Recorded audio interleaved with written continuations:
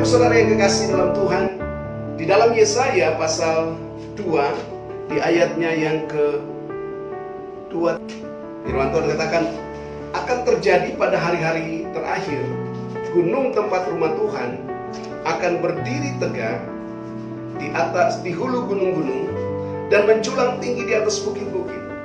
Bapak Ibu Saudara yang kekasih dalam Tuhan, Alkitab katakan inilah hari-hari terakhir itu. Kapan hari-hari terakhir? Pada hari-hari yang terakhir, gunung tempat rumah Tuhan akan berdiri tegak di hulu gunung-gunung. Kapan itu hari terakhir?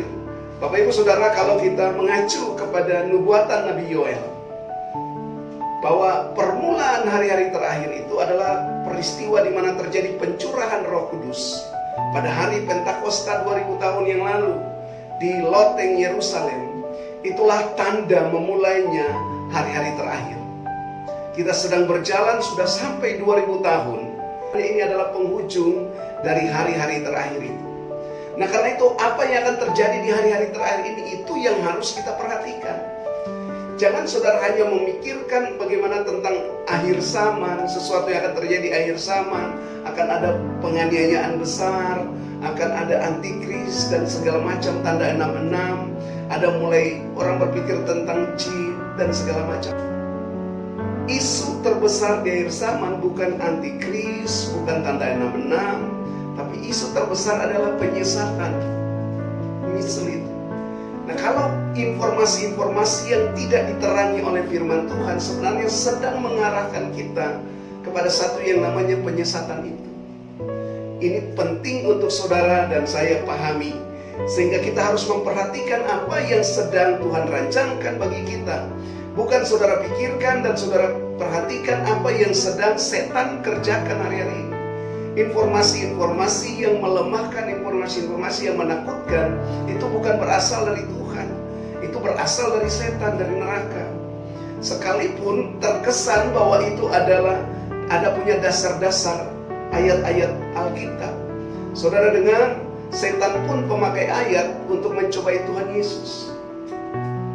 Kalau saudara tidak memiliki kepekaan terhadap kebenaran yang sesungguhnya, informasi-informasi yang datang melalui media sosial yang hari-hari ini begitu tersebar luas untuk menyampaikan berita-berita kepada kita, maka kita akan menjadi orang yang lemah.